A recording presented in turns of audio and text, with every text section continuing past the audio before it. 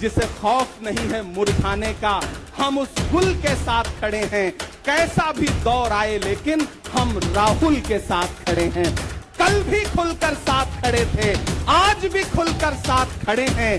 कैसा भी दौर आए लेकिन हम राहुल के साथ। इतना है कि जब देश में नफरतें सर चढ़ करके बोल रही थी तो उस शख्स ने कहा कि मैं भारत जोड़ने के लिए अपने पैर के छालों की परवाह किए बगैर 4000 किलोमीटर चलूंगा। ये कसूर है राहुल भाइयों, माफी तो आपको मांगनी चाहिए। 15 लाख के झूठे जुमले के लिए माफी मांगो, बढ़ती हुई महंगाई के लिए माफी मांगो, अच्छे दिन के झूठे वादों के लिए माफी मांगो, लोकतंत्र को कुचलने के लिए माफी मांगो, महंगाई के खिलाफ माफी मांगो, 400 का सिलेंडर 1100 रुपए करने के लिए माफी मांगो, 58 रुपए का पेट्रोल 100 रुपए का करने के लिए माफी मांगो, हिंदू को मुसलमान से लड़ाने के लिए माफी मांगो।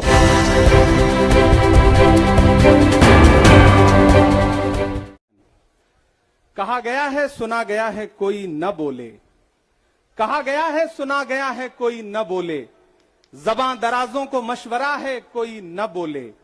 अजीब लुकनत पसंद हाकिम से वास्ता है, अजीब लुकनत पसंद हाकिम से वास्ता है, जो चाहता है जो सोचता है कोई न बोले। हमारी दाईं तरफ इस सदी का सबसे बड़ा फकीर सोया हुआ है।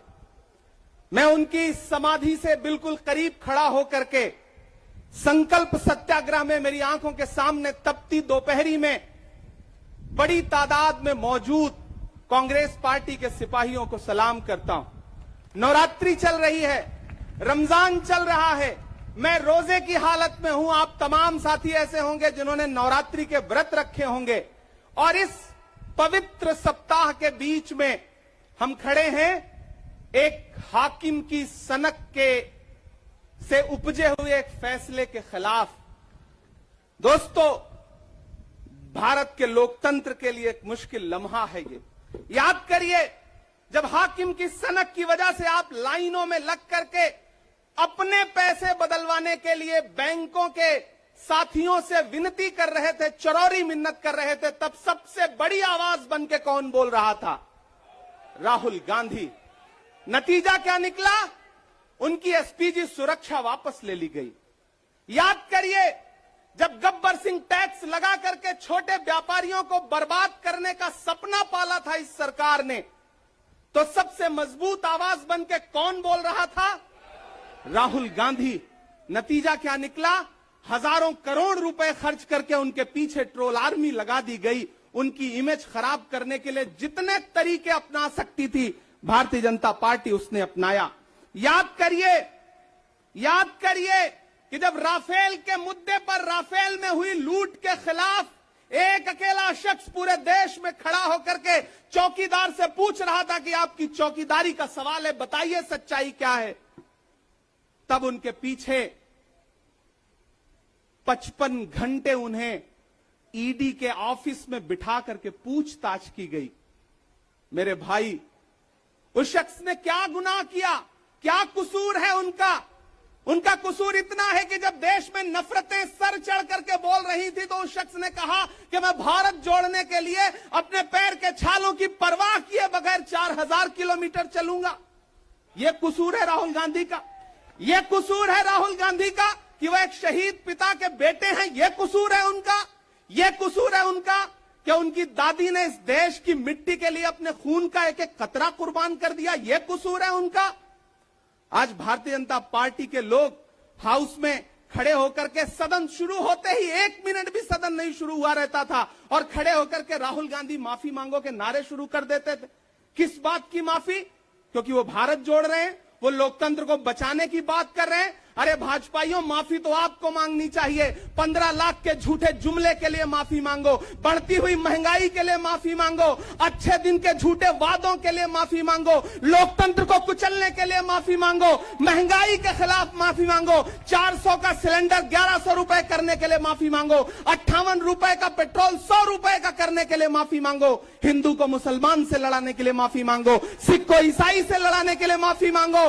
माफी तो तुम मांगो, और अगर तुम ये कहते हो कि राहुल गांधी ने विदेश में जाकर के भारत का अपमान किया, तो प्रधानमंत्री जी मैं आपसे पूछना चाहता हूं कि जब दोहा में, शंघाई में, कैलिफोर्निया में, अमेरिका में खड़े होकर के आप कह रहे थे कि भारत तो सपेरों का देश है, भारत में पैदा होना तो पाप है, प्रधानमंत्री जी माफी तो आपको मांगनी चाहिए।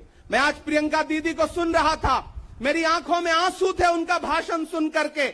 पिछले कुछ हफ्तों में 2 बार मेरी पलकें नम हुई। पहली बार तब हुई जब हम संसद भवन से तमाम सांसद निकल रहे थे और एकाएक हमने सीपीपी ऑफिस में देखा कि राहुल गांधी जी को 2 साल की सजा दे दी गई। उन लम्हों में मेरी आंख में आंसू थे। मैं शायर हूं तो मैं भावुक हूं, शायद इसलिए मेरी आंखें नम हो जाती हैं ऐसे लम्हों में। आज जब प्रियंका जी बोल रही थी तो मैं उन्हें सुनकर के भी मैं नम हो गया। ये जुल्म है कि जुल्म को कहता हूं साफ जुल्म, ये जुल्म है कि जुल्म को कहता हूं साफ जुल्म। क्या जुल्म कर रहा हूं, मुझे मार दीजिए। जो जख्म बांटते हैं उन्हें जीस्त पे है हक, मैं फूल बांटता हूं, मुझे मार दीजिए। फिर उसके बाद हिंदुस्तान वालों, फिर उसके बाद शहर में नाचेगा हू का शोर, फिर उसके बाद शहर में नाचेगा हू का शोर। मैं आखिरी सदा हूं, मुझे मार दीजिए। मेरे भाई, इस देश के लोकतंत्र को बचाने के लिए जो सबसे बड़ी आवाज है इस देश के, उसको मारने की, उसको कुचलने की जो कोशिश है, उसके खिलाफ आपको खड़ा तो होना पड़ेगा, आपको बोलना तो पड़ेगा। मैं कभी कभी सोचता हूं कि जब मैं कभी समाधि पर जाऊं तो क्या मुंह दिखाऊंगा महात्मा गांधी को, मैं क्या मुंह दिखाऊंगा राजीव जी को, हम क्या मुंह दिखाएंगे इंदिरा जी को कि उनके वारिस के साथ, उनके घर के चश्मो चिराग के साथ इस तरह की अपमानजनक बातें की जा रही हैं और देश खामोश बैठा है।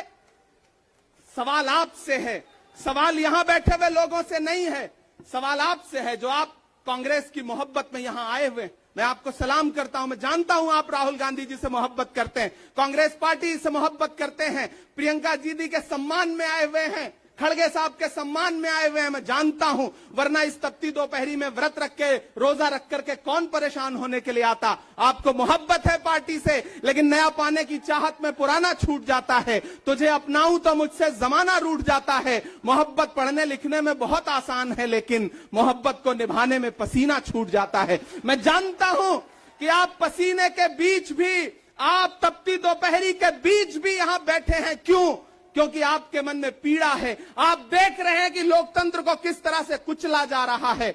मेरे भाई, ये एक मुश्किल वक्त है। मैं इस मंच पर खड़ा होकर के, गांधी समाधि के इस मंच पर खड़ा होकर के पूरे देश का आह्वान करता हूं कि अब समय राहुल गांधी के सत्याग्रह का नहीं है। अब राहुल गांधी जी से आगे बढ़ करके देश के एक एक व्यक्ति के ऊपर बात आ गई है। एक ऐसी आवाज जो आपके लिए संसद में बोल रही थी, कसूर क्या था? उन्होंने प्रधानमंत्री जी के भ्रष्टाचारी मित्रों के खिलाफ आवाज उठाई। उन्होंने पूछा कि 20,000 करोड़ रुपया कहां से आया अडानी की कंपनियों में। उन्होंने पूछा कि नीरव मोदी ने, ललित मोदी ने, मेहुल चौकसी ने जो इस देश को लूटा है, उसका जवाब प्रधानमंत्री जी को देना पड़ेगा। अगर प्रधानमंत्री जी इतना कहने से आप राहुल गांधी जी की सदस्यता ले लेंगे तो हम तमाम सांसद तैयार हैं। ले लीजिए हमारी सदस्यता, लेकिन हम रुकने वाले नहीं हैं, हम झुकने वाले नहीं हैं। हम मुसलसल बोलते रहेंगे। मैं हिंदुस्तान के लोगों से कहना चाहता हूं कि हमने सहराओं में हासिल किया आसानी से,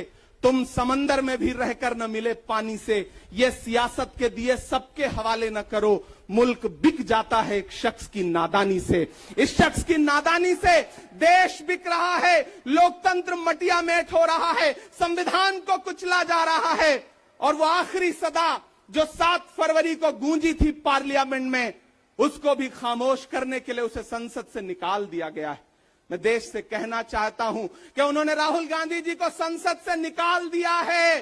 देश सुने इस बात को कि नरेंद्र मोदी जी और उनकी सरकार ने साम दाम दंड भेद इस्तेमाल करके राहुल गांधी को संसद से निकाल दिया है। अब देश के ऊपर फैसला है, उन्होंने संसद से निकाला है। देश के लोगों, राहुल गांधी को अपने दिल में रखो, अपने दिल में बिठाओ, निकलो पूरे देश में, करो सत्याग्रह, देखते हैं इस हुकूमत की तानाशाही में कितनी ताकत है। अगर कांग्रेस का एक एक कार्यकर्ता जो अपने घरों पर कहीं बैठा हुआ है, मैं उससे भी आह्वान कर रहा हूं कि राहुल गांधी से बढ़ करके ये मसला इस देश के लोकतंत्र तक आ गया है, इसे बचाइए। और राहुल जी शायद अपने घर पर होंगे, यहां हम हजारों की तादाद में उनको समर्थन देने के लिए जुटे हैं। मैं तो बस इतना कह रहा हूं कि मेरे भाई, आपको एक बात समझनी है, और वो ये है कि इस मुश्किल वक्त में हमें राहुल जी से ये कहना है कि लहू में भीगे तमाम मौसम गवाही देंगे कि तुम खड़े थे। एक आखिरी नज्म सुना करके मैं आपसे विदा लूंगा कि लहू में भीगे तमाम मौसम गवाही देंगे कि तुम खड़े थे। शहर का सूरज गवाही देगा कि जब अंधेरों की कोख से निकलने वाले ये सोचते थे कि कोई जुगनू बचा नहीं है, तो तुम खड़े थे, तुम खड़े थे। तुम्हारी आंखों के ताकचों में जलती मशालों ने नई मनाजिल हमें दिखाई। तुम्हारे भाई, तुम्हारी बहनें, तुम्हारी माएं, तुम्हारी मिट्टी का जर्रा जर्रा गवाही देगा कि तुम खड़े थे। हमारी धरती के जिस्म से जब हवस के मारे ये सोचते थे कि सियाह जोंकों की तरह चिमटे, तो तुम खड़े थे। तुम्हारी हिम्मत, तुम्हारी अजमत और इस्तकामत तो वो हिमालय है कि जिसकी चोटी तलक पहुंचना न पहले बस में रहा किसी के, न आने वाले दिनों में होगा। सो आने वाली तमाम नस्लें गवाही देंगी कि तुम खड़े थे, कि तुम खड़े थे। हम तमाम लोग, मैंने कहा ना, बहुत सारे लोग यहां व्रत रख करके आए हुए हैं, मैं रोजे से हूं। हम तमाम लोग इस देश के लोकतंत्र को बचाने के लिए राहुल गांधी जी के साथ अलल ऐलान खड़े हैं, खड़े रहेंगे और एक एक सांस तक उनके साथ खड़े रहेंगे। ये हमारा राहुल गांधी जी से वादा है। जिसे खौफ नहीं है मुरझाने का, हम उस गुल के साथ खड़े हैं। कैसा भी दौर आए लेकिन हम राहुल के साथ खड़े हैं। कल भी खुलकर साथ खड़े थे, आज भी खुलकर साथ खड़े हैं। कैसा भी दौर आए लेकिन हम राहुल के साथ खड़े हैं। शुक्रिया।